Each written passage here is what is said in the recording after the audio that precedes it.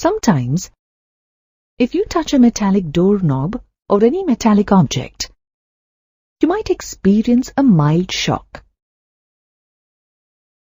This is because the metallic object was charged, or in other words, it carried an electric charge.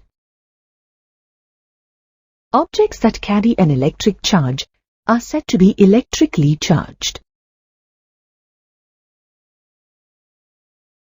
We know that when a comb is rubbed against dry hair, it begins to attract small pieces of paper. When two pieces of silk cloth are rubbed against two glass rods individually,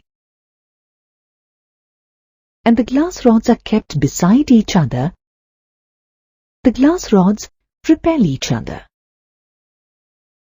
Now, if one of the silk cloths and a glass rod are kept beside each other, they attract each other. Now, bring one charged glass rod in contact with a pith ball and then separate them. Then bring the other charged glass rod in contact with other pith ball and then separate them too. When these pith balls are kept close to each other without contact, we observe that they repel each other.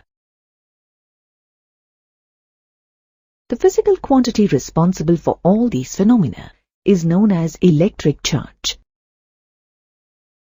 Electric charge can be defined as the property of matter that exhibits its electrostatic interaction with other matter.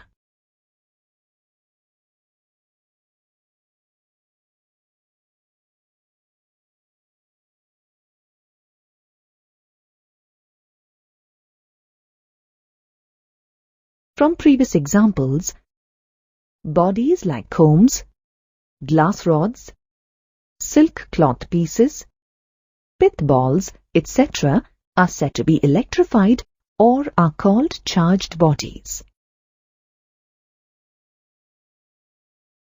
The study of electric charges at rest and the physical quantities associated with electric charges at rest is called electrostatics or static electricity.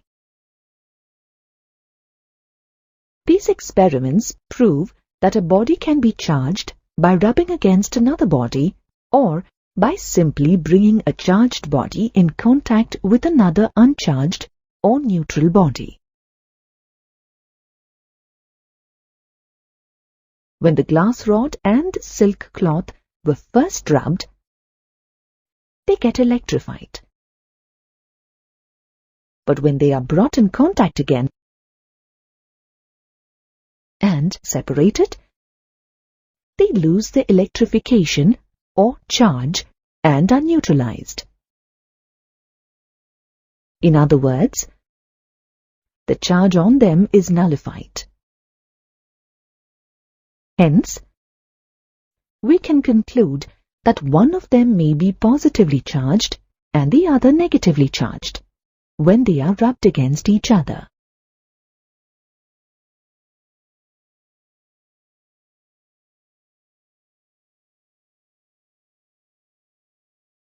From these observations, we see that there exists only two types of electric charges in the nature. Conventionally, they are called positive and negative. It is also observed that the like-charged bodies repel each other. For example, two pith balls, both carrying like charges, repel each other. Unlike charged bodies attract each other. For example, a pith ball carrying a positive charge will attract a negatively charged pith ball. We know that all matter is made up of atoms or molecules. Also, within an atom, the total negative charge is balanced by the total positive charge in it. When we rub one material against another material, the material in which electrons are relatively loosely bound to its atoms readily loses a few of its electrons to the other material. the material that lost electrons now has a deficit of electrons and hence becomes positively charged. And the one that gained electrons becomes negatively charged. In this case, the glass rod lost electrons and became positively charged, and silk gained those electrons and became negatively charged.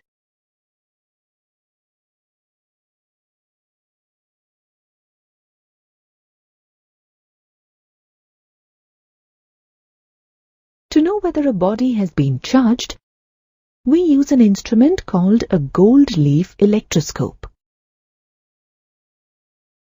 It consists of an insulated metal rod with 2 gold leaves or foils at one end and a metal disc at the other end. This setup is enclosed in a glass jar with the help of a tight cork with the disc placed out of the jar. To test a material like a glass rod for electrification, the object should be brought in contact with the metal disc of the gold leaf electroscope. The contact should be momentary. If there is no change observed in the position of the gold leaves, it indicates that the glass rod is uncharged or is neutral. If the gold leaves repel each other, then it indicates that the glass rod is charged. The amount of divergence provides a rough measure of the charge on the glass rod. Assuming that the glass rod was positively charged, the gold leaves now carry a positive charge. Now, if we touch the metal disc with the silk cloth used to rub the glass rod and take it away, we observe that the gold leaves fall back to their original position. Thus, we can say the silk cloth was negatively charged. On contact, the opposite charges on the gold leaves and the silk cloth nullified each other. We know that electric charges are conventionally called positive and negative charges, and that like charges repel each other and unlike charges attract each other. However, if the size of charged bodies is very small, but the distance between them is comparatively larger than their sizes, such charged bodies are treated as point charges. Coulomb, C, is the SI unit of electric charge. However, smaller units such as microcoulomb and millicoulomb are also used in electrostatics. Electric charge is a scalar quantity, which has only magnitude but no direction. Hence, the total charge on the body is equal to the algebraic sum of the individual charges given to it. Let us illustrate this with an example. Consider a body carrying a charge, say Q1. We add another charge Q2 to this body. Now, the total charge on the body is the algebraic sum of both charges. That is, total charge Q is equal to Q1 plus Q2. Similarly, if a body carries n number of charges, Q1, Q2, and so on up to Qn, then the total charge on the body Q is equal to Q1 plus Q2 plus Q3 and so on till Qn. While adding the charges, proper signs should be used. A positive sign for a positive charge and a negative sign for a negative charge. We can determine whether a body is charged positively or negatively by finding the algebraic sum of all charges on the body. For example, if a body is given 6 charges, all in Coulomb, say +1, -2, +3, -4, -5, +6, the algebraic sum would be -1 Coulomb, which means it is a negatively charged body.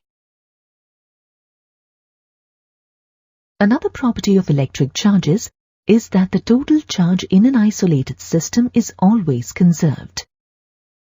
When a glass rod is rubbed with a silk cloth, electrons are transferred from the glass rod to the silk cloth. Now, both the glass rod and silk cloth are charged. Here, there is only a transfer of charge taking place. Neither is a new charge created, nor is any charge destroyed. The number of electrons lost by the glass rod is equal to the number of electrons gained by the silk cloth. If we consider the glass rod and silk cloth as an isolated system, then the total charge of this system before and after rubbing remains the same. Therefore, we can conclude that the total charge of an isolated system is always conserved. Similarly, charges are also conserved in natural processes such as the beta decay of a neutron. During the beta decay, a neutron breaks into a proton and an electron, releasing a neutrino. Here, the neutron and neutrino are chargeless particles, while the proton and electron are oppositely charged particles, whose combined net charge is 0. Hence, we observe that the total charge in this process is conserved. The charge on an object is measured as an integral multiple of the basic unit of charge that the proton or electron carries and is denoted by E. This property is called quantization of charge. The magnitude of the basic unit of charge E is approximately equal to 1.6 into 10 raised to power minus 19 Coulomb. In an atom, when we refer to the charge on a proton, its value is positive and is referred to as plus E, whereas the value of E for a charge on an electron is negative and is referred to as minus E. Thus, the charge on an object Q is equal to the product of the number of electrons gained or lost by it, N, and the basic unit of charge, E. Now, let us calculate the number of electrons 1 Coulomb of negative charge carries. Consider a body possessing a charge Q equal to minus 1 Coulomb. Let the number of electrons it has gained to become negatively charged be N. As the charge Q on a body is quantized, we have Q equal to NE, where the basic unit of charge E has a magnitude of 1.6 into 10 power minus 19 Coulomb, and Q equal to minus 1 Coulomb. Substituting the values of Q and E and simplifying, we have N equal to minus 6.25 into 10 power 18. Here, N is a negative integer, indicating that the body has gained a negative charge. So, we see that 1 Coulomb of negative charge contains 6.25 into 10 power 18 electrons, which is a very large number of electrons. In the practical examples we have seen for charging a body, we deal with bodies possessing a charge of about a few microcoulomb. the charge of microcoulomb, that is 10 to the power of -6 Coulomb, is very large compared to the basic unit of charge E.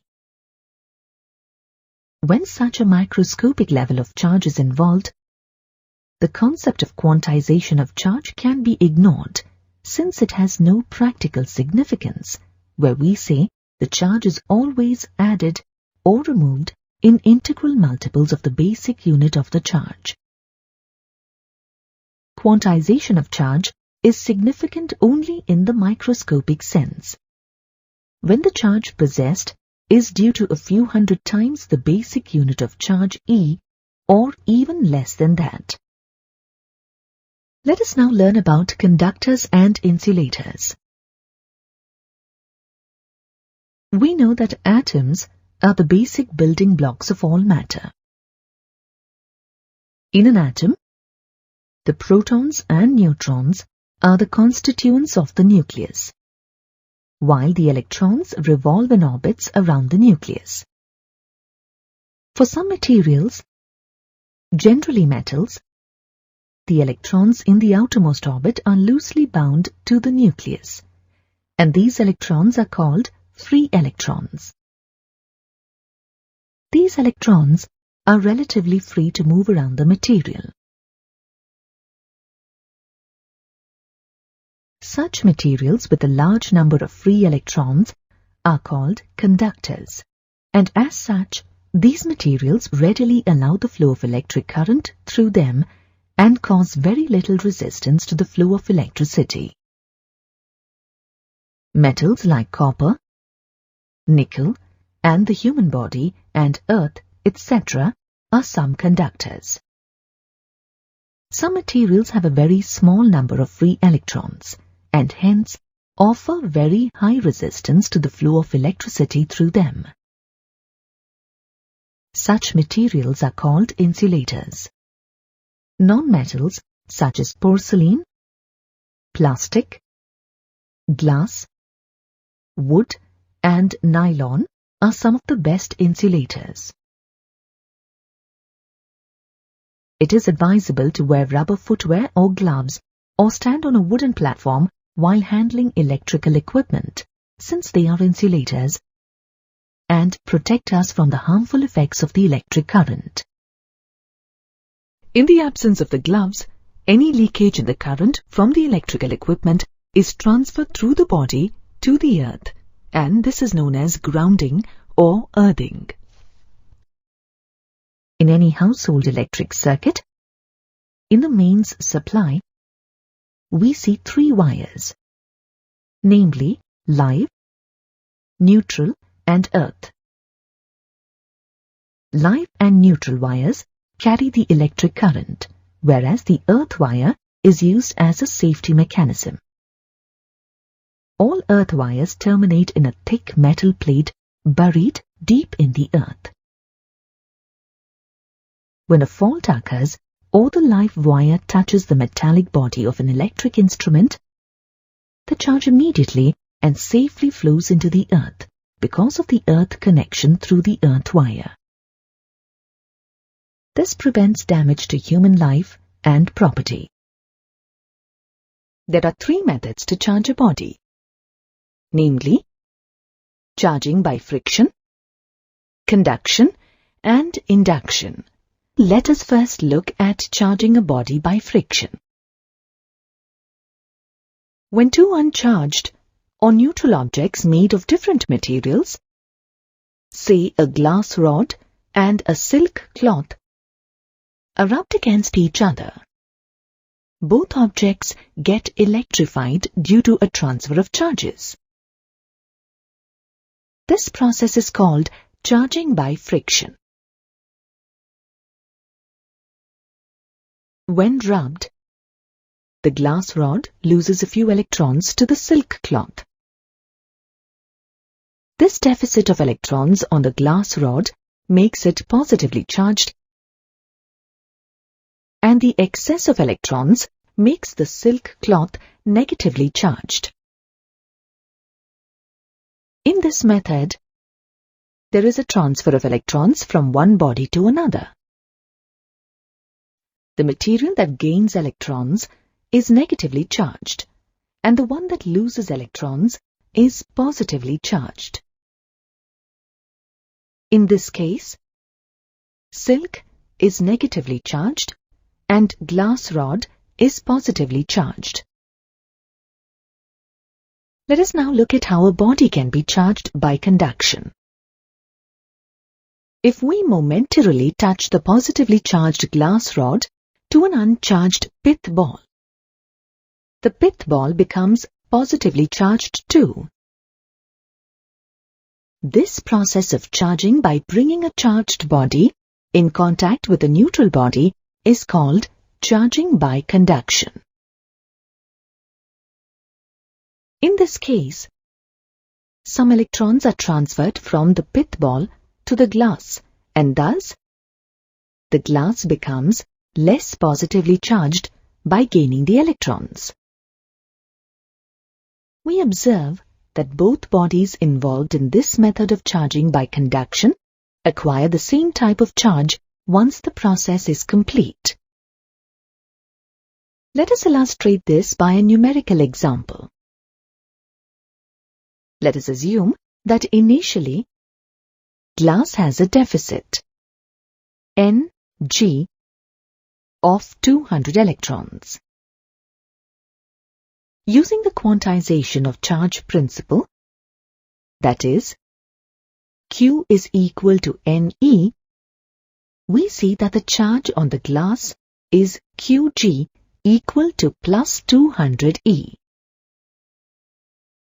Now, when this glass rod was in momentary contact with the pith ball, let us assume that because of the electrostatic attraction, a few electrons, say Npg equal to 50, are transferred from the pith ball to the glass rod.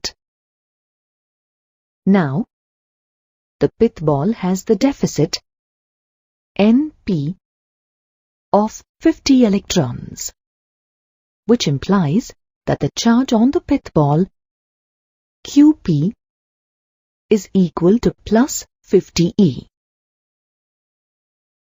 Similarly, the glass now has a charge of plus 200 E minus 50 E, where minus 50 E is the charge due to the 50 electrons gained by the glass.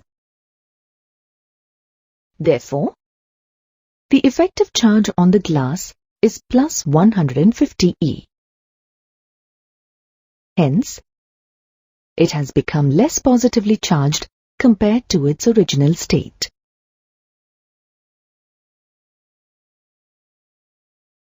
We can also charge a body without contact, as in the first two methods. The third method to charge a body is induction.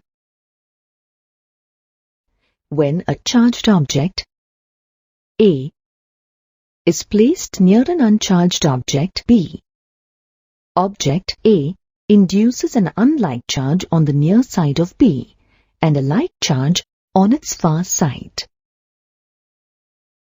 In this case, the charges inside B are only polarized and no transfer of charges takes place.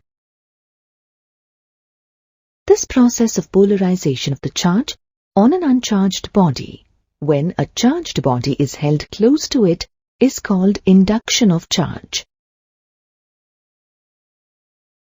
For example, bringing a negatively charged rod near a neutral metal sphere will induce a positive charge on the near surface of the metal sphere and a negative charge on the far side.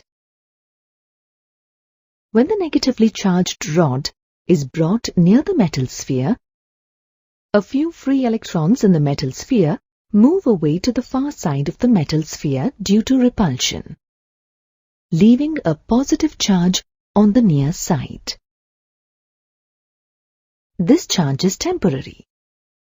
That is, if we move the glass rod away, the sphere returns to its original uncharged state. When the negatively charged rod is held close to the metal sphere, the charges in it are polarized due to induction.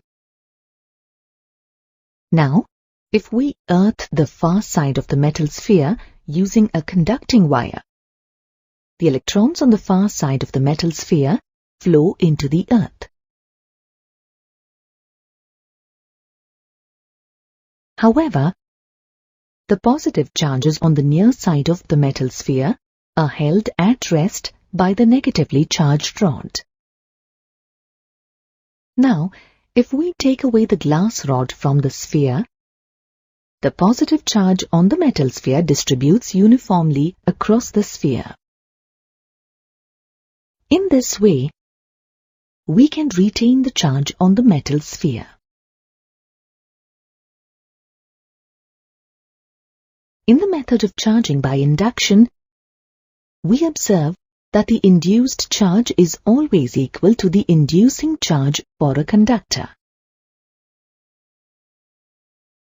Now, we keep two metal spheres, A and B, supported on insulated stands, in contact with each other.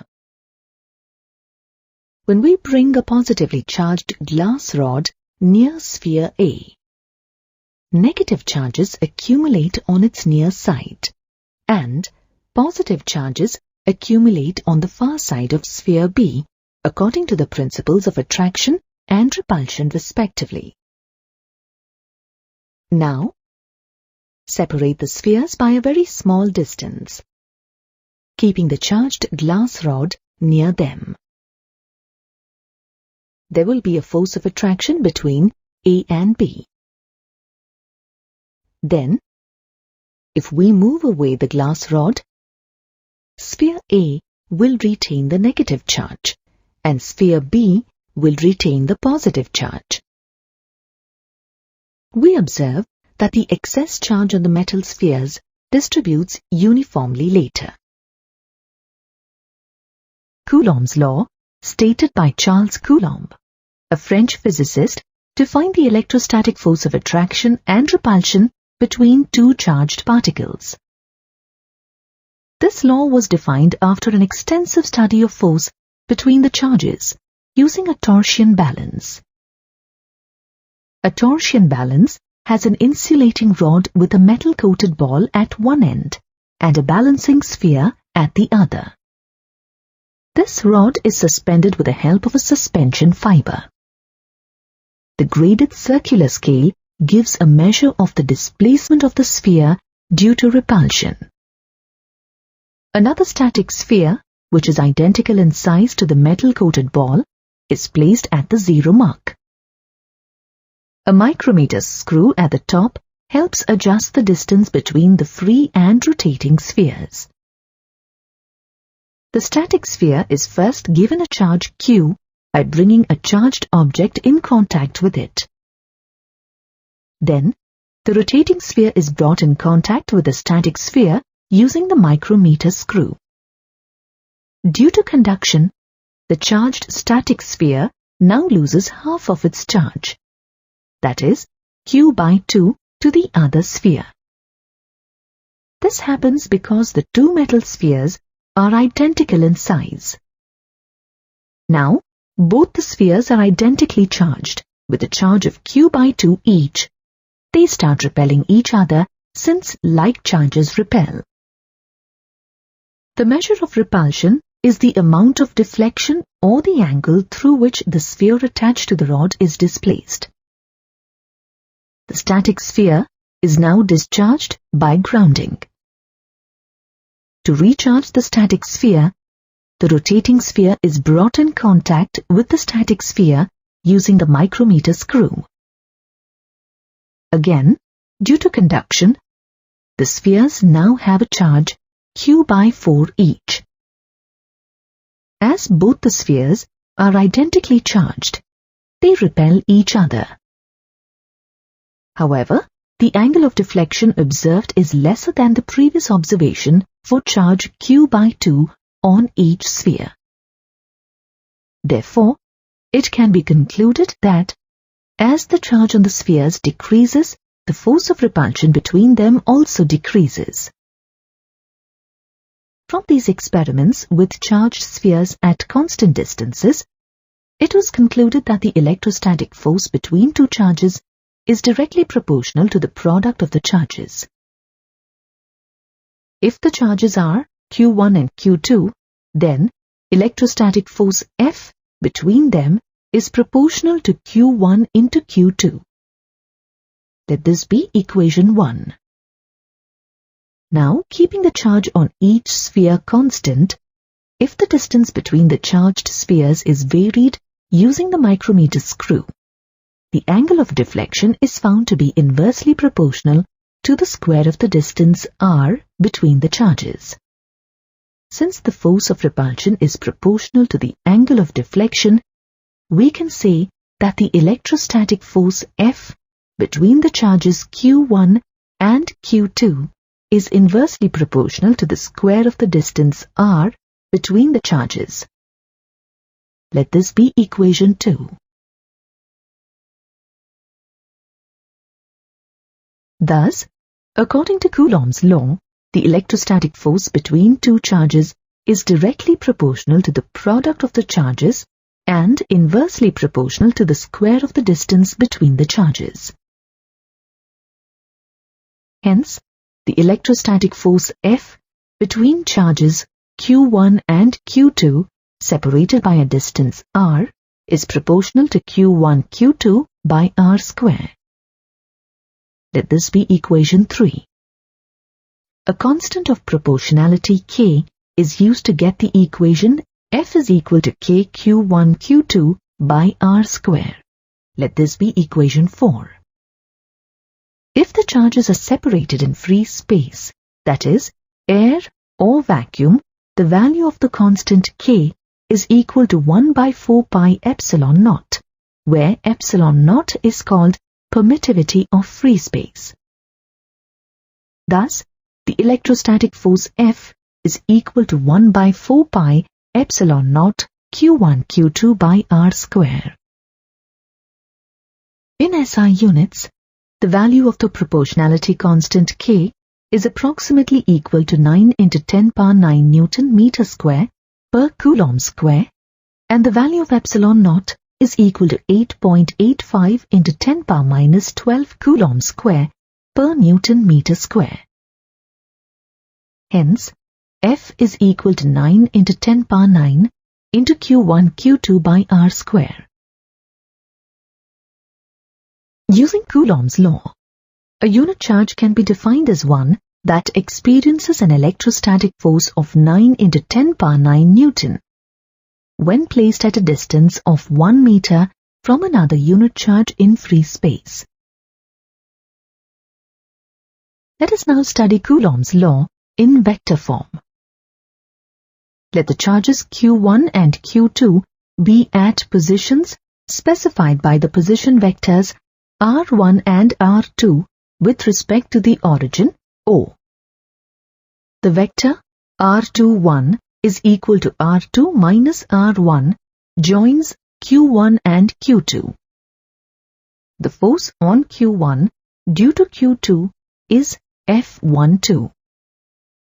The force on Q2 due to Q1 is F21. In vector form, we can express Coulomb's law as shown. If Q1 and Q2 are like charges, they repel. In this case, the product of the charges Q1 and Q2 will be positive. The unit vector R12 cap is given by equation 5. Here, the force F12 will be in the direction of the unit vector R12 cap. If Q1 and Q2 are unlike with respect to each other, the force F12 will be in the direction of the unit vector R21 cap as given in equation 6. Since unlike charges attract each other.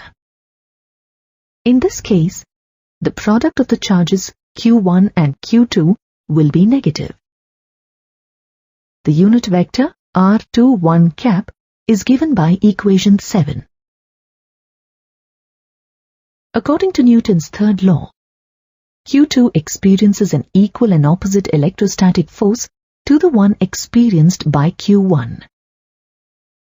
Therefore, we can write F21 is equal to minus F12.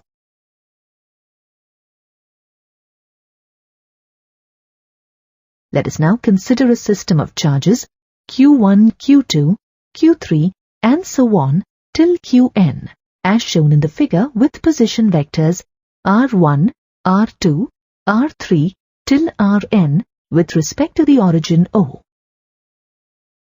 We know that electrostatic force, as given by Coulomb's law, exists between every pair of charges of the combination. To find the net force on any charge in such a system, we first calculate the electrostatic force on that charge by each and every other charge of the system. Then, the net electrostatic force on that charge is equal to the vector sum of the individual electrostatic forces on that charge due to every other charge of the system of charges. The individual forces are unaffected by the presence of other charges in the configuration. This principle is called the principle of superposition. For example, if the charge Q1 is considered, then, according to principle of superposition, the net electrostatic force on the charge Q1 is F1 equal to F12 plus F13 plus so on till F1n. Let this be equation 8. F12 is the force on the charge Q1 due to Q2 and is equal to 1 by 4 pi epsilon naught into Q1 Q2 by R12 square into R12 cap. R12 is the distance between Q1 and Q2, and R12 cap is the unit vector in the direction of the force F12. F13 is the force on the charge Q1 due to Q3 and is equal to 1 by 4 pi epsilon naught into Q1 Q3 by R13 square into R13 cap. R13 is the distance between Q1 and Q3, and R13 cap is the unit vector in the direction of the force F13. Proceeding in this manner, we obtain F1n is the force on the charge Q1 due to Qn and is equal to 1 by 4 pi epsilon naught Q1 Qn by R1n square into R1n cap. R1n is the distance between Q1 and Qn, and R1n cap is the unit vector in the direction of the force F1n. Now, using F12, F13, F1n in the principle of superposition, we have F1 as in equation 9.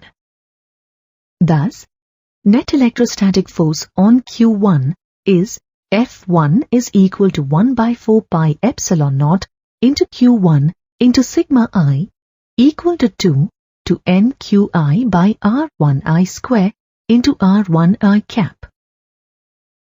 Let this be equation 10. To understand the superposition principle more clearly, consider the charge configuration consisting of charges Q1, Q2 and Q3 with position vectors R1, R2 and R3 respectively with respect to the origin O. F12 is the force on the charge Q1 due to Q2 and is equal to 1 by 4 pi epsilon naught Q1 Q2 by R12 square into R12 cap. R12 is the distance between Q1 and Q2, and R12 cap is the unit vector in the direction of the force F12. F13 is the force on the charge Q1 due to Q3 and is equal to 1 by 4 pi epsilon naught into Q1 Q3 by R13 square into R13 cap.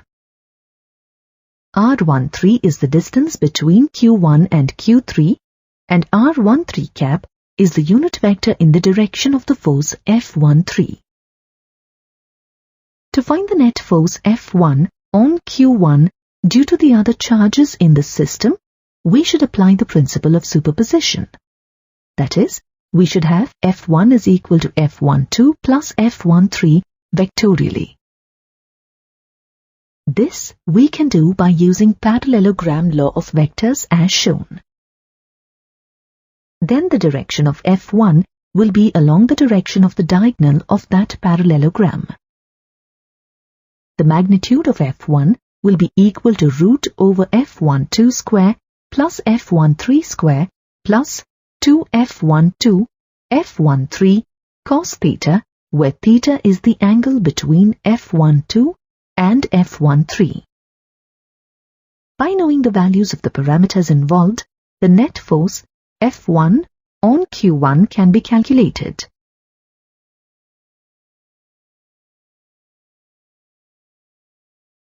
Now, let us consider the electrostatic force between two electrons having a charge equal to basic unit of charge E, which is equal to minus 1.6 into 10 power minus 19 Coulomb, and separated by 1 meter in vacuum. The magnitude of the electrostatic force between them, according to Coulomb's law, is given as Fe equal to 1 by 4 pi epsilon naught E square by R square, where R is equal to 1 meter. Substituting the values of the various parameters, we have the electrostatic force between the two electrons is equal to 23.04 into 10 power minus 29 Newton. Let this be equation 11. Let us now compare the electrostatic force between these electrons with the gravitational force between them. The gravitational force F between the electrons is G into M1 M2 by R square, where M1 and M2 are the masses of the electrons, which are equal to 9.1 into 10 power minus 31 kilogram each. Substituting the values of the various parameters, we have the gravitational force between them is equal to 552.34 into 10 power minus 73 Newton. Let this be equation 12. Dividing equation 11 by equation 12, we have the ratio between electrostatic and gravitational forces, and we can see that the electrostatic force is enormously greater than the gravitational force. Consider a charged particle with a charge q held at rest at the origin of an imaginary coordinate system. If we place a charge q0 at a point P near charge q and release it, then the charge q0 accelerates away from the origin. This acceleration is due to a force on charge q0. Now, let us remove charge q from the origin and reintroduce charge q0 at the same point P. Charge q0 does not accelerate now and remains at rest. This means that the force experienced by q0 is due to charge q. We say that since charge q0 is in the electric field of charge q, it experienced a force. An electric field is a region in which the influence of a charge is felt. Since charge q produces this electric field, this charge is called the source charge. Charge q0 is called a test charge, as it is used to study the effect of the electrical field created by charge q. We can use Coulomb's law to calculate the force on q0 due to q. The electrostatic force on q0 due to charge q is F is equal to 1 by 4 pi epsilon naught q q0 by r square into r cap, where r cap is the unit vector along the direction of OP. Let this be equation 1. Now, if q0 is a unit positive charge, that is, Q0 is equal to plus 1 Coulomb, then the electrostatic force as denoted by equation 1 becomes 1 by 4 pi epsilon naught Q by R square into R cap. Let this be equation 2. Equation 2 indicates the electric field strength or intensity of electric field E, which is the force on a unit positive charge acting at a particular point in the electric field. Therefore, the electric field strength due to charge Q at point P is E equal to 1 by 4 pi epsilon naught Q by R square into R cap. Let this be equation 3.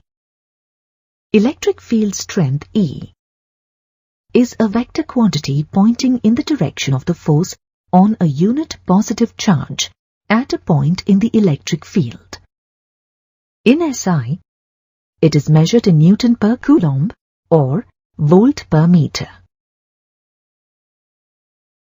From equations 1 and 3, the force on the charge Q0 can now be expressed as F is equal to Q0 E. Let this be equation 4. Hence, we can write the electric field strength at P as E is equal to F by Q0. Let this be equation 5. The above equation is valid as long as the test charge Q0 is very small and its own electric field is negligible. Hence, at point P, we write the electric field strength E as F by Q0 limit Q0 tending to 0. For a given distance R from the source charge Q, the value of 1 by 4 pi epsilon naught is always constant, and hence E, as given by equation 3, will also be constant. Hence, the electric field strength E at any distance R from the source charge Q is independent of the test charge Q0. It varies with R cap and is inversely proportional to R square. The electric field at any point in the electric field is finite and is 0 only when distance R is equal to infinity. In the electric field of a positively charged particle, the electric field strength vector E at any point in the field always points away from the charged particle in a radially outward direction. The point charge Q0 will be accelerated in the direction of the electric field as it experiences an acceleration A due to the force due to the electric field, and the acceleration is expressed as A is equal to Q0 E by m, where m is the mass of the particle. In the field of a negatively charged particle, the electric field strength vector at any point in the field always points towards the charged particle in a radially inward direction. Here, the point charge Q0 in this electric field will be accelerated in the direction opposite to the electric field. The magnitude of acceleration of Q0 is the same regardless of whether the electric field is due to source charge plus Q or minus Q. For a charge Q, at all points on an imaginary sphere of radius r around it, the electric field strength will be equal in magnitude and will be equal to 1 by 4 pi epsilon naught Q by R square. There is a spherical symmetry with respect to the magnitude of the electric field strength E in the electric field of charge Q.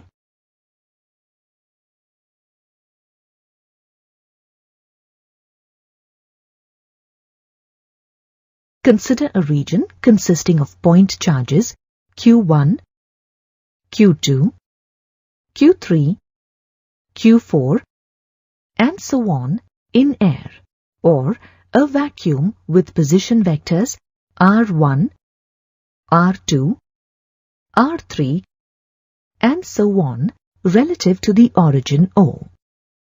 Let P be a point in this region.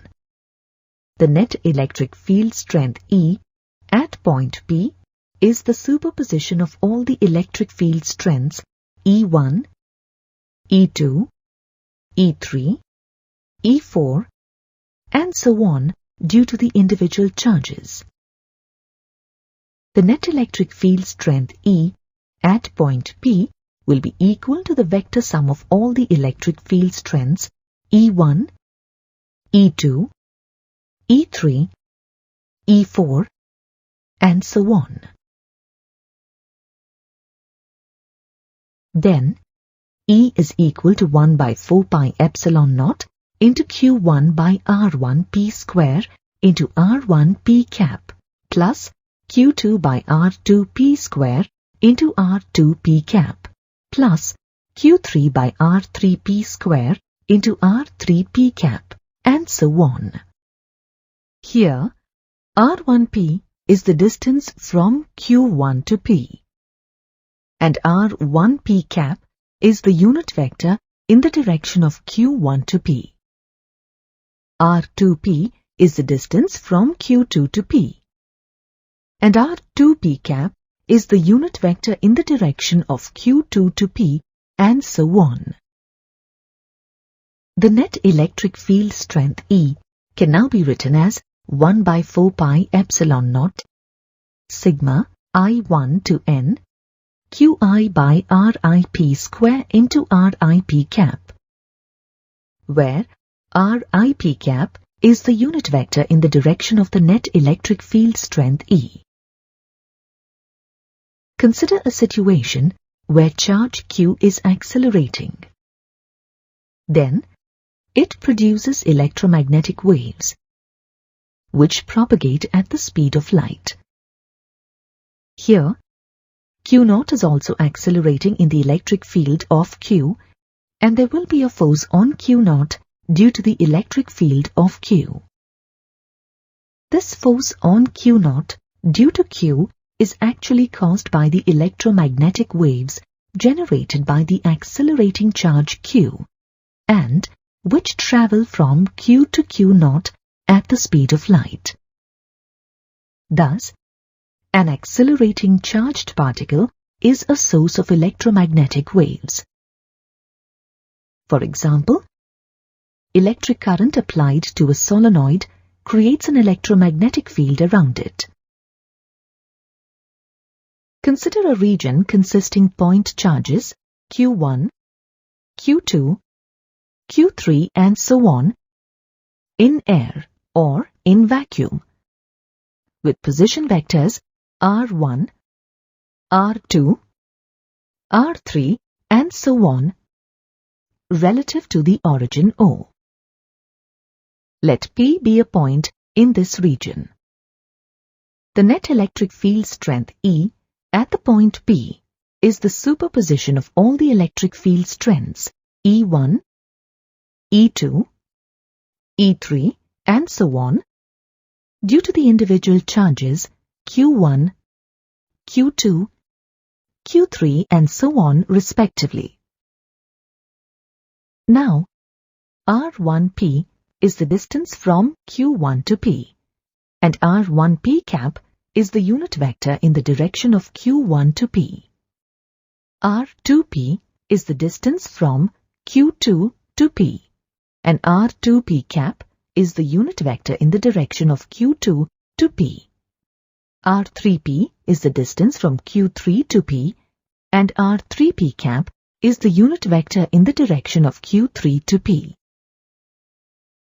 The net electric field strength E at the point P will be equal to the vectorial sum of all the electric field strengths E1, E2, E3, and so on.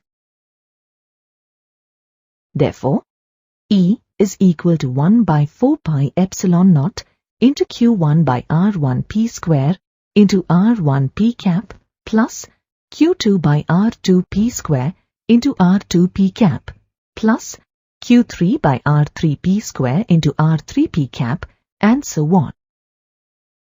The net electric field strength E can now be written as 1 by 4 pi epsilon naught into sigma I equal to 1 to n Qi by Rip square into Rip cap. In many practical situations, electric fields are produced by continuous charge distribution on the surfaces of the bodies of finite size and not due to the charge distribution discussed earlier. A few examples of some practical situations are a line charge distribution, a sheet of charge, or a volume charge distribution. Since it is difficult and impractical to work with discrete charges in terms of the microscopic locations of the charge distributions, to evaluate the electric field at a point, we adopt a different approach. In such situations, the entire charge distribution is assumed to be made of infinitesimally small elements, and the electric field strength at any point in the electric field will be equal to the vectorial sum of the electric field strengths due to each such small element. Let us look at a line charge distribution of length L carrying a charge Q as shown.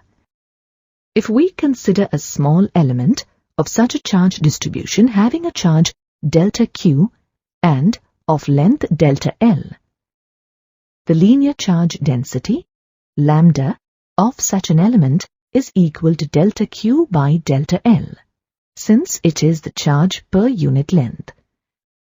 The SI unit of linear charge density, lambda, is Coulomb per meter. It is a scalar quantity.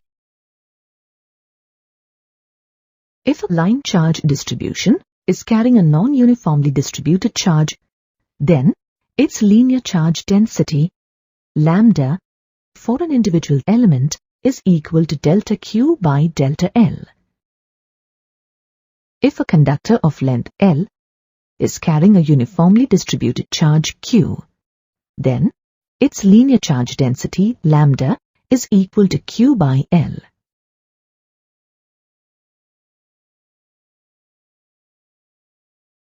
Now let us consider a sheet of charge carrying a total charge Q on a surface area A. In such situations, the electric field strength at an imaginary point P can be calculated by assuming the charge distribution to be divided into infinitesimally small areas, each having an area delta A and charge distribution delta Q. Surface charge density, sigma, is the charge per unit surface area. Therefore, surface charge density for an individual surface element is expressed as sigma is equal to delta Q by delta A.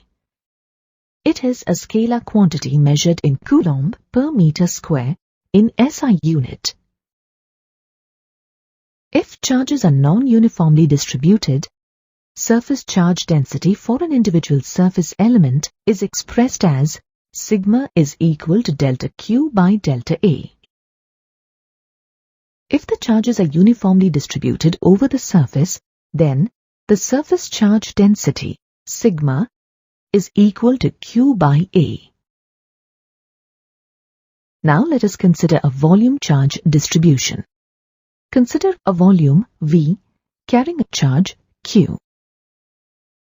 Let us assume that the total volume is divided into a number of small elements, each of volume delta V having a charge delta Q.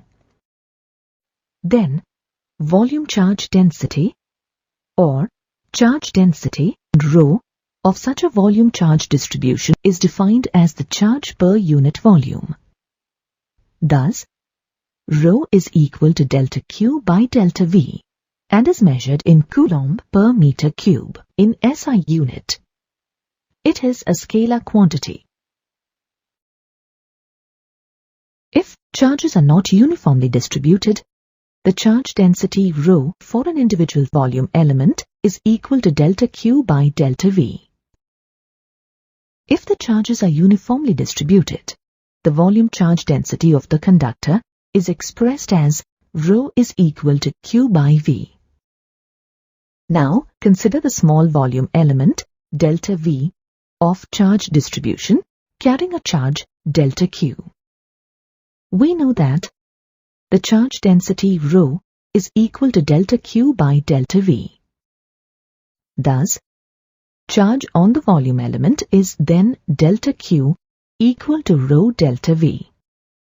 The position vector of the volume element, delta V, with respect to the origin O is R. Consider a point P in the electric field of the volume charge distribution, which is at a distance of R' from the volume element delta V.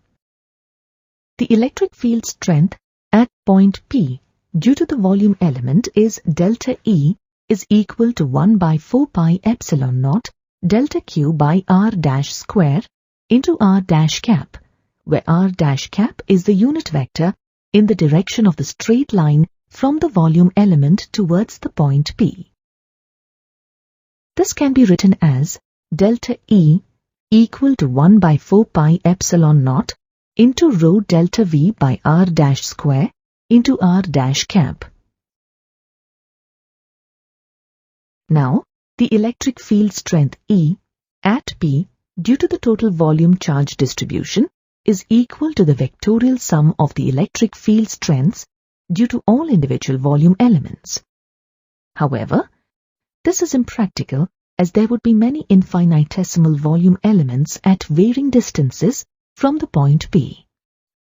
Hence, to obtain the electric field strength E due to the total volume charge distribution, we integrate delta E within suitable limits, A to B, under the assumption that the volume elements have very small volume tending to zero. Consider a point charge plus Q and its electric field. Let us introduce a unit positive charge at a point P1 in the electric field of Q. As both the source charge and the test charge are positive, this unit positive charge, placed at point P1, follows the path P1A in the electric field due to the repulsive force on it exerted by the electric field of the source charge. Thus, path P1A represents an electric line of force or an electric field line. An electric field line represents the path followed by a unit positive charge in an electric field. Repeating this procedure for various points in the electric field, we obtain the electric field lines around the charge. Electric field lines are used to represent the electric field of a charge or a system of charges pictorially. In fact, the electric field lines follow the same direction as the electric field vector at any point in the electric field. As any electric field line is the path followed by a unit positive charge in an electric field. If we draw all the electric field lines for the electric field of the given source charge Q, the electric field lines appear as shown. One of the most important characteristics of electric field lines is that they help us estimate the electric field strength. The relative density or closeness of the field lines at different points gives an indication of the relative strength of the electric field at those points. The field strength is stronger at places having more crowded field lines than at places where they are less crowded. To illustrate this, let us now consider two regions, A and B, of same area placed normal to the field lines in the electric field. The field lines in region A are relatively closer than those in region B. The number of field lines passing normal to an area is proportional to the magnitude of the electric field strength at these points. This indicates that the strength of the electric field at A is greater than the field at B. As the electric field strength is stronger in region A and weaker in region B, the electric field shown is a non-uniform electric field as the field strength varies from region to region.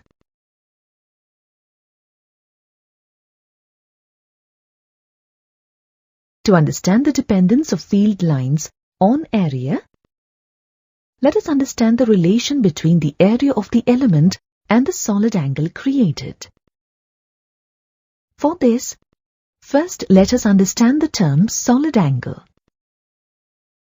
Solid angle is a measure of a cone.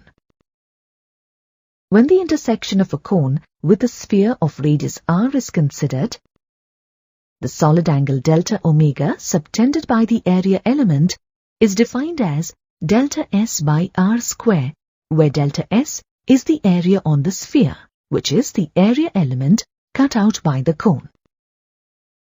Let this be equation 1. Therefore, delta S is equal to r square into delta omega. Let this be equation 2. For a given solid angle omega, the number of radial field lines is the same.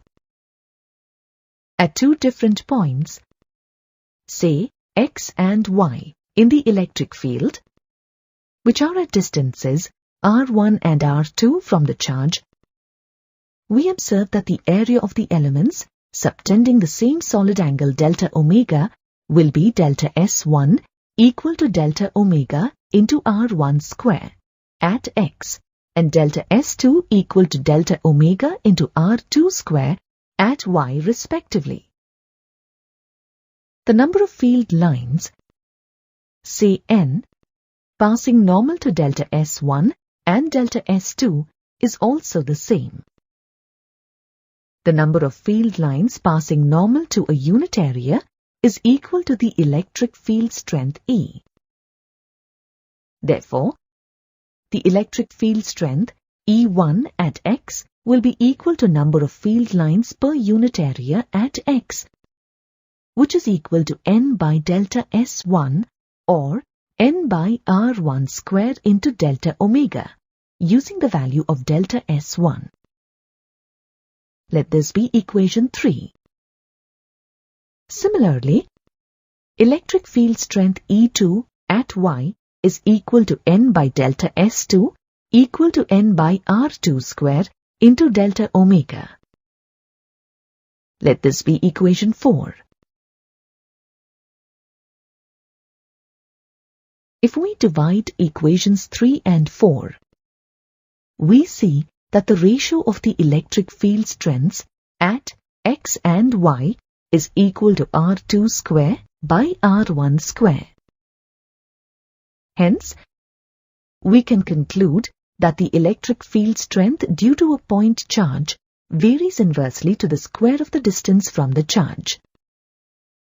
From equations 3 and 4, we see that even though the number of field lines n and the solid angle delta omega are the same at x and y, the electric field strength E, which will be equal to number of field lines per unit area, is proportional to 1 by r square, where r is the distance of the point from the charge q.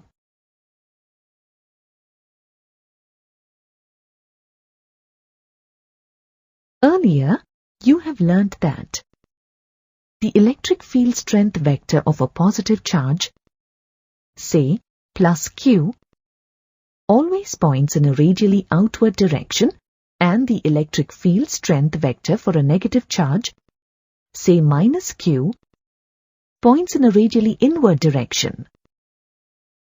Thus, we see that the electric field lines for a positive charge diverge normally from the charge, and those for a negative charge converge normally towards the charge.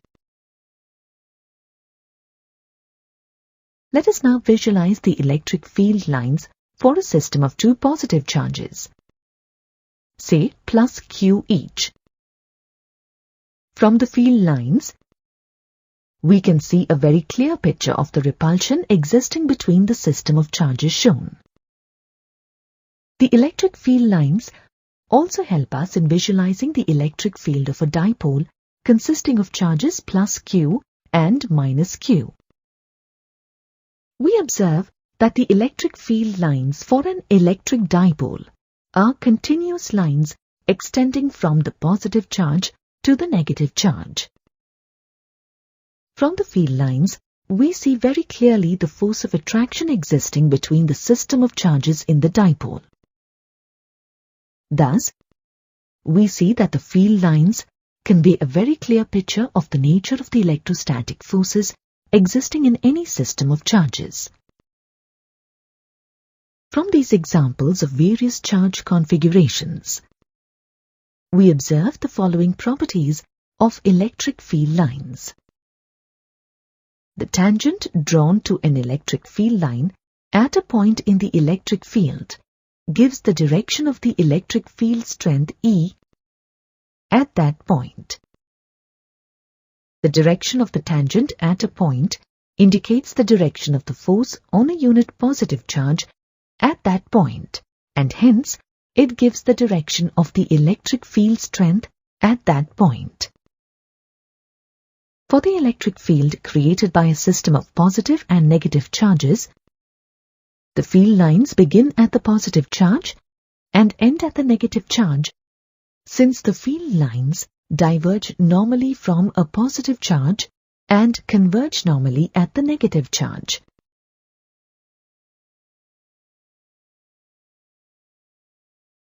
For a single charge, they may start or end at infinity. Electric field lines do not intersect each other. If the electric field lines intersect each other, then at the point of intersection there will be more than one direction for the electric field, which is not possible. The number of electric field lines is proportional to the magnitude of the charge. The number of electric field lines is proportional to the magnitude of the charge. For a charge configuration of magnitude Q, if the field lines per unit area normal to it are, say, N, then for a charge of magnitude 2Q, the number of field lines passing normal to a unit area is equal to the electric field strength. Electrostatic field lines never form closed loops due to the conservative nature of the electric field, since the lines of force diverge from a positive charge and cannot converge at the same positive charge. For a uniform electric field, the electric field lines are parallel, equidistant, and unidirectional. For a non-uniform electric field, the electric field lines are not parallel. In a charge-free region, the electric field lines are continuous curves without any breaks.